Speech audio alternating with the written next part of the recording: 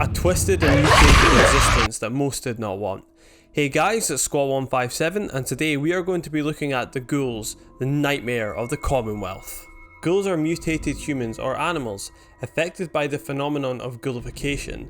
This is caused by prolonged radiation exposure.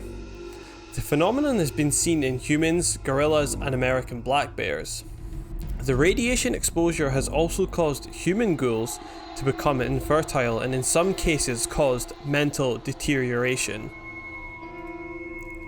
The degeneration into a feral state is not fully understood. It is known that it is a result of the degeneration of the brain and emerges following the atrophy of higher brain functions, accompanied by an increased level of aggression and appetite. When the loss of capacity for thought is complete, a ghoul is then considered feral. The factors that may cause a ghoul to enter this state are unclear, but antisocial or isolated ghouls are more susceptible to it. Exposure to intense radiation may also be a factor. Feral ghouls have no body heat and emit lethal levels of radiation, indicating that feral ghouls are for all intents and purposes dead. Their functions sustained only by their high irradiation. This allows them to survive for centuries, relying only on the energy provided by radiation, at the expense of a horrifying experience. Understandably, the process is irreversible.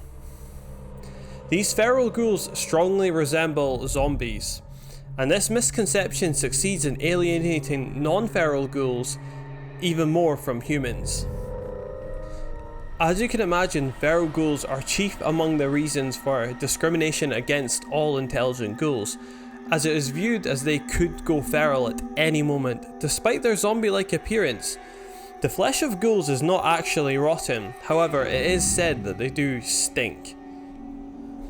The transformation of a ghoul into a glowing one occurs when the organism of a ghoul ceases filtering out the radioactive particles from the blood, resulting in a bioaccumulation and the gradual appearance of bioluminescence as a result.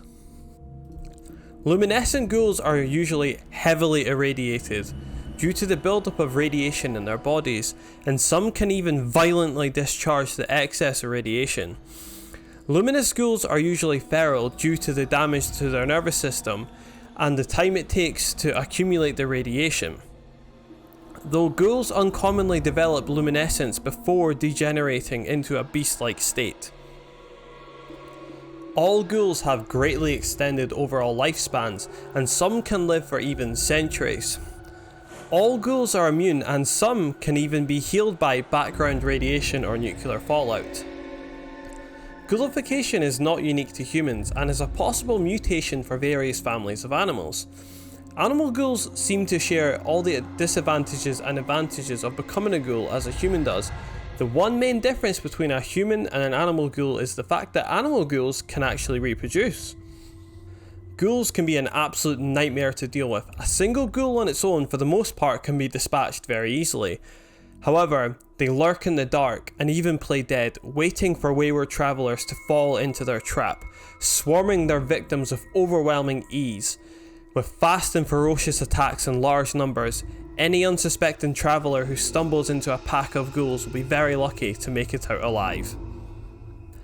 Ghouls, like most creatures in the Fallout universe, have different variants, such as the Feral Ghoul Reaver, Charred Feral Ghoul, which is the strongest of the Feral Ghoul family, Glowing One, Putrid Glowing One, and finally the Bloated Glowing One. Not all ghouls are savage, unintelligent monsters. Some ghouls live in towns, and some have even built whole settlements.